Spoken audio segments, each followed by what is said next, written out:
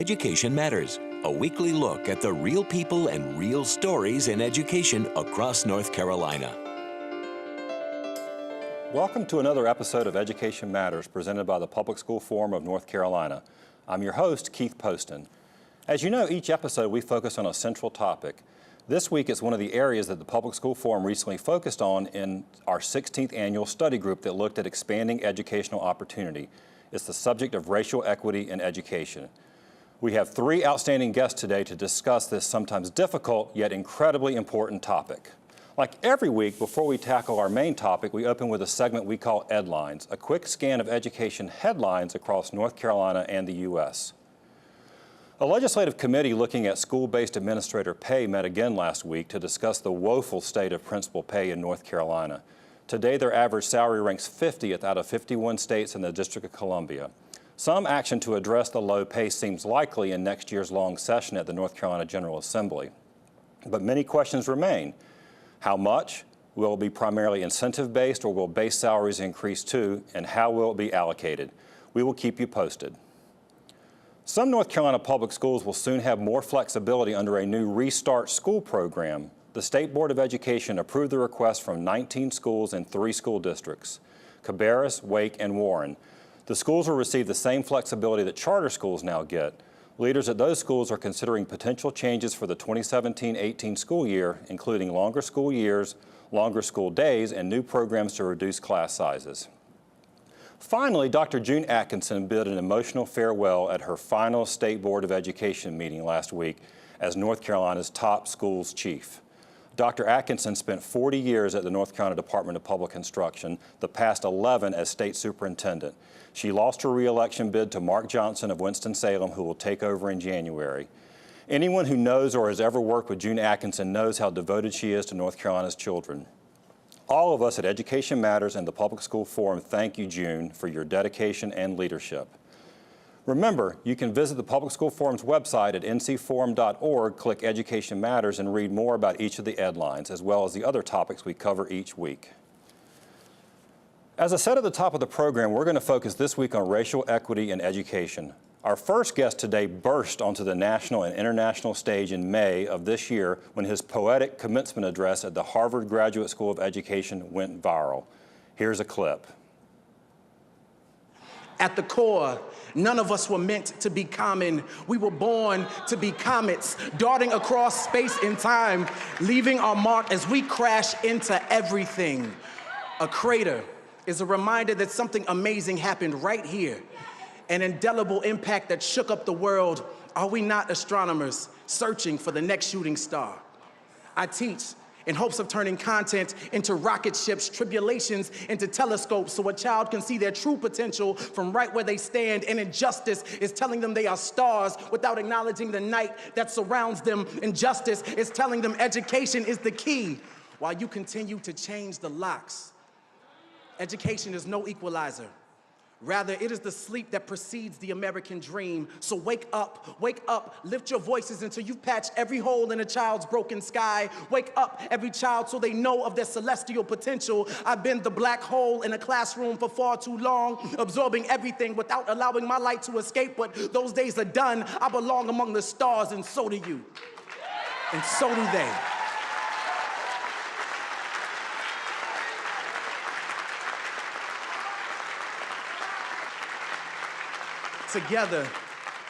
Together, we can inspire galaxies of greatness for generations to come. So no, sky is not the limit. It is only the beginning. Lift off. We are honored to have Donovan Livingston with us here today. He is currently a PhD candidate at UNC Greensboro, where he is Assistant Director for Student Mentoring. And he is also, let's see, how did the UNC Charlotte called you an internet celebrity educator?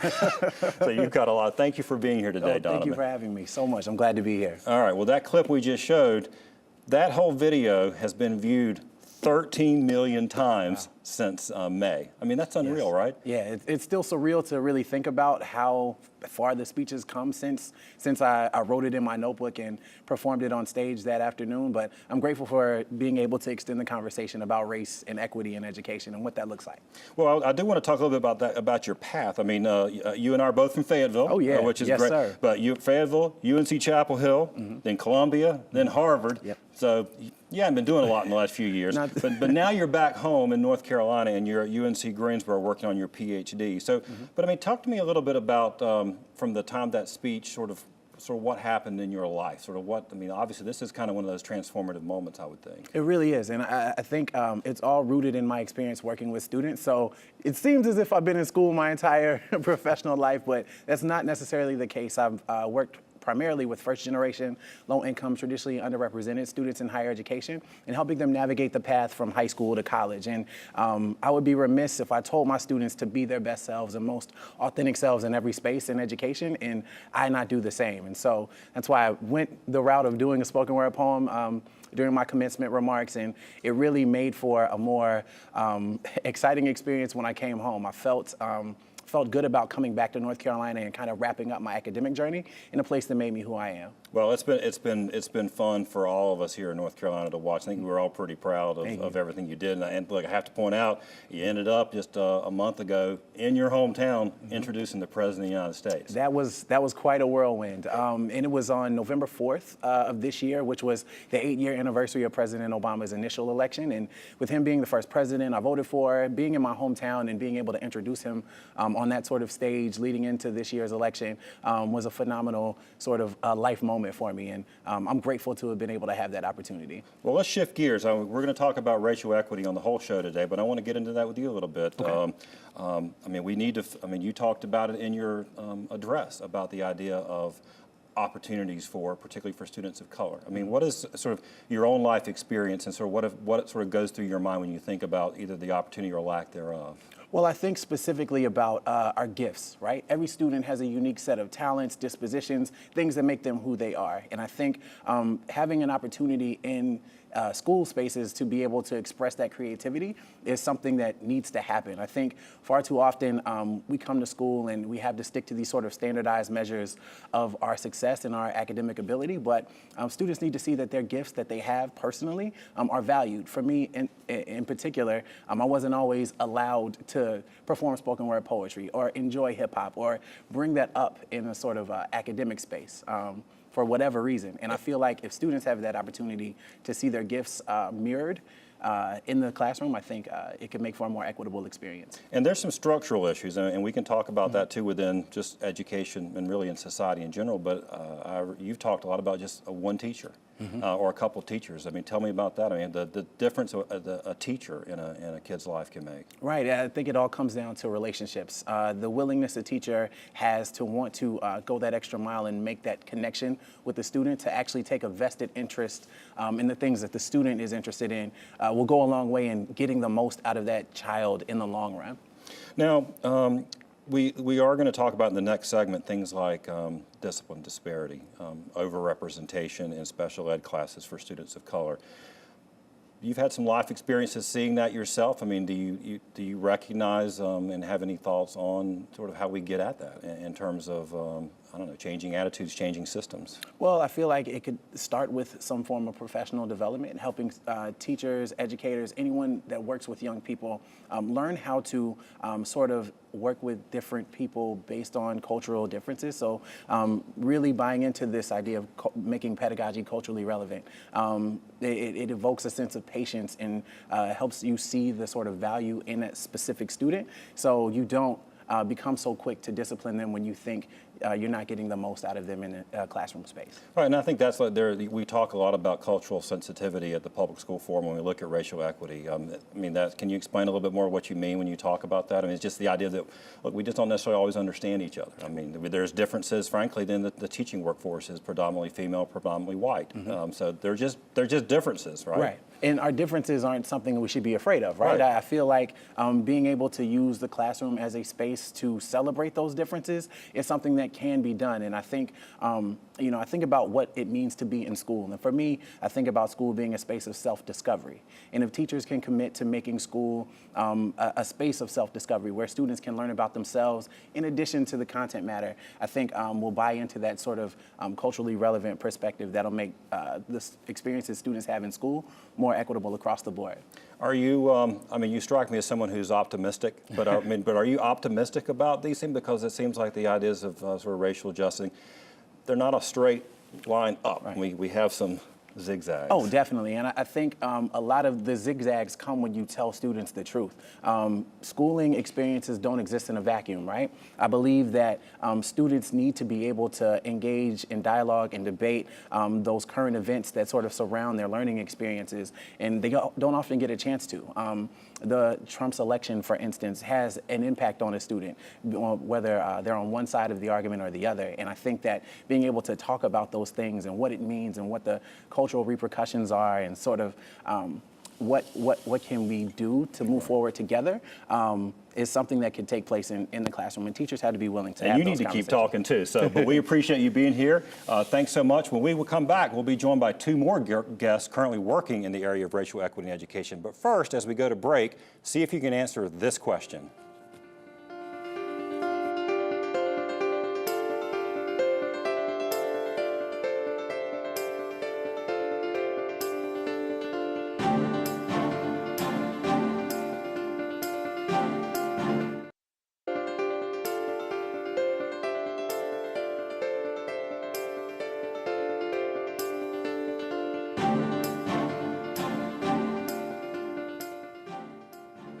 Welcome back to Education Matters. Did you correctly answer 13%? Even though today just over 50% of North Carolina's public school children are Black or Hispanic, just 13% of our teachers are. Joining us now are two guests who can tell us if those percentages matter. We have James E. Ford, who is the Program Director at the Public School Forum of North Carolina, and we have Dr. Rodney Trice, who is the Assistant Superintendent for Equity Affairs, Wake County Public Schools. Thank you both for being here. James, I want to start with you. You were on the show a few weeks ago. We talked a little bit about some of these topics, but when we get at racial equity, there's some real specific areas of concern. What are they? Well, I think you start with the fact that North Carolina public schools have rapidly resegregated along both racial and socioeconomic lines. But even beyond that, you have discipline disparities within those schools. So students of color, Black students, Native American in particular, are as many as 4.5 times more likely to be suspended than the white counterparts. And for the same offense, right? A lot of time for the same offenses, right, or minuscule, what we call discretionary offenses, things that aren't necessarily big deals. But beyond that, students of color, Black students in particular, are overrepresented in special education, particularly in the area of intellectual disability.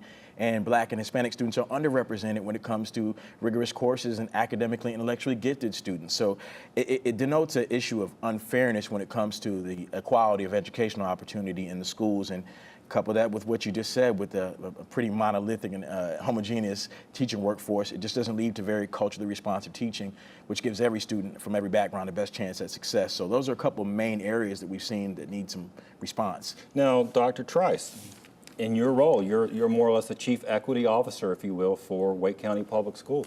All these issues that James just talked about kind of fall in your wheelhouse. Absolutely. Where are you in Wake County, and sort of what are your priorities, and do you agree that these are the kinds of things that are prevalent not just in Wake but in schools across America? Sure, I think James hit it on the head. These are certainly areas that Wake County is working on.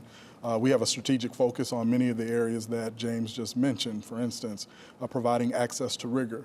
We know that students of color, no matter where they are, tend to not have access to the most rigorous courses. So we have a strategic focus on increasing the number of students of color in higher level courses such as honors courses, advanced placement courses, IB courses. And for us, at least with respect to recruiting, making sure students are in higher level courses, it falls along the lines of recruiting. We know that we have students in our classroom today that can perform very well in those classes. But there's also a second layer to this issue, and that's increasing the pipeline of students of color who can take advantage of higher level courses on the back end. So that's just one example of some of the work that we're doing in Wake County around addressing inequities. And that's interesting, you use the term access because in like here in Wake County, for example, where we filmed the show, I mean, there's obviously plenty of opportunity to take those courses, but you touched on an interesting thing. You've got, on one hand, you may have some subjective things where students aren't being recommended. On the other hand, you've got students who maybe don't have the confidence, they haven't been instilled in them either at home or by their teachers who don't tell them that they're smart. Right. I mean, is that part of what you're talking about? Absolutely. So when we talk about recruiting students to higher level courses, we're talking about garnering the whole community to let students know, yes, you do have the capacity to do the work in higher level courses. So we're talking about pastors, coaches, mentors, you name it, that can really back these students. Right. James, let me ask you, implicit bias. Sure. I mean, that's one of the things that is pointed at in terms of why some children of color are not being recommended.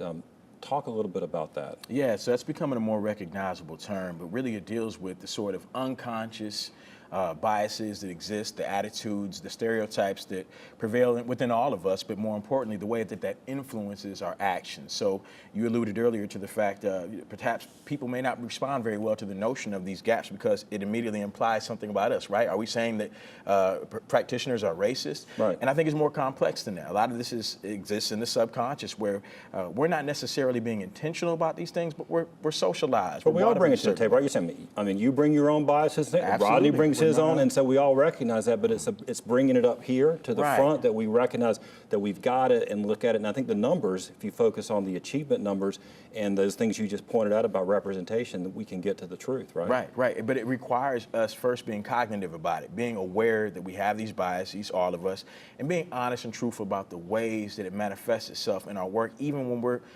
perhaps trying hard not to. The fact is we're human beings. We're socialized in a certain way, and at the end of the day, we have to scrutinize and interrogate the data because it tells a story and the kids' educational opportunities at stake. Right.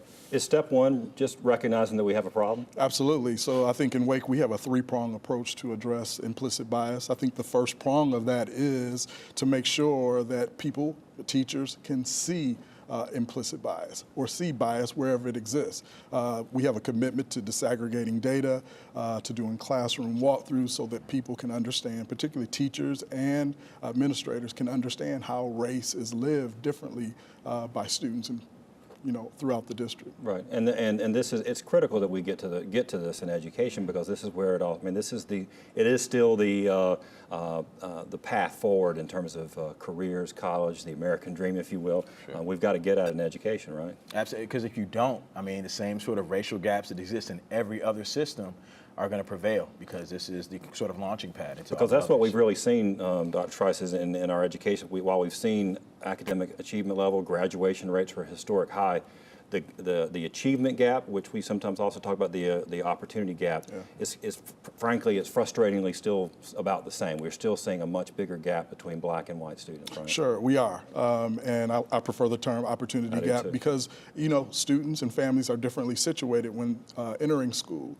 And so these opportunity gaps in turn manifest themselves as achievement gaps when students enter school. So in Wake, one of the things that we're doing is helping people understand exactly what that means. Implicit bias, racial equity work is a focus of ours, and it's important that educators understand this work. Well, it's important work that both of you are doing, and we appreciate you being here to bring it to our viewers, and we hope you'll come back sometime. We'll talk some more about it. It's not a one-show kind of story. After the break, this week's Leadership Spotlight.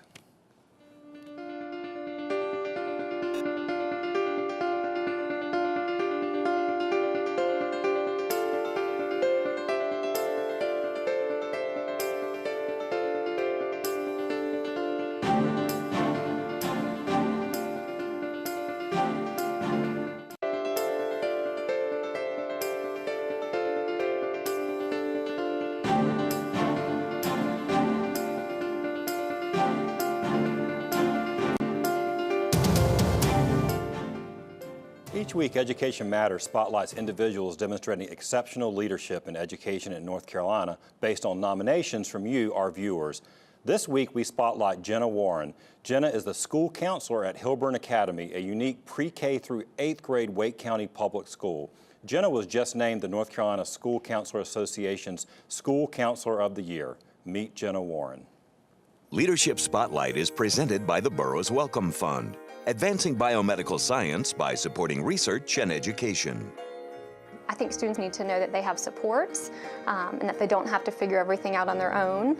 And even though I'm their school counselor, not their parent, not their teacher, I think just children hearing that they have people that believe in them really go a long way. At middle school, you don't so much see students just not getting along. There's a lot deeper issues that you want to try to help students through and help them feel like I have coping skills and I can get through this, and that they're a good person, kind of build their confidence as well.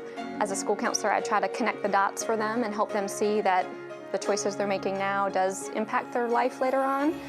I can't say enough about her. She couldn't be a more supportive person to us or the kids, and she is so deserving of anything, any recognition she gets. Empathy is not a necessarily automatic gift. Sometimes you have to be shown the right way to think about things from a different perspective. And I think that she does a good job in trying to bring that to our students.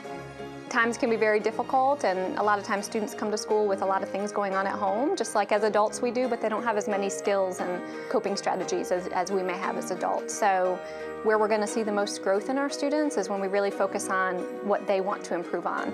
And then they'll kind of let you in. Once you help them support in the way that they want to be supported, then we can grow in leaps and bounds, I think.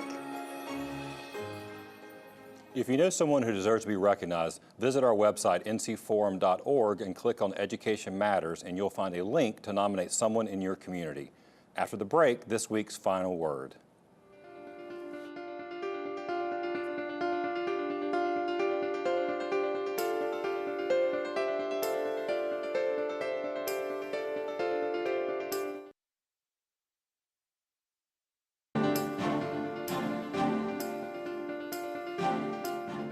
Over the last couple of months, since the Public School Forum released the Educational Opportunity Study Group report that highlighted racial inequities in education, I've had the chance to speak in front of many groups about the subject of race and education. I have to be honest with you, it's not the easiest topic for a white guy from Eastern North Carolina to stand up and address. That's true regardless of the audience, but when it's a predominantly black audience, I become acutely aware of my whiteness and the undeniable fact that anytime I walk in a room or to a job interview, or in a shopping mall or a school, my experience is not the same as the audience members have, or these three accomplished gentlemen we had on the show today. I enjoy a certain amount of privilege in this society, a level of trust, a benefit of the doubt, if you will, that they don't, that their children don't. Children of color in schools across America today, right here in North Carolina, experience inequitable treatment and a persistent lack of opportunity every day. How else can we explain why black students starting as early as preschool are 40% more likely to be suspended than white students for the same offense?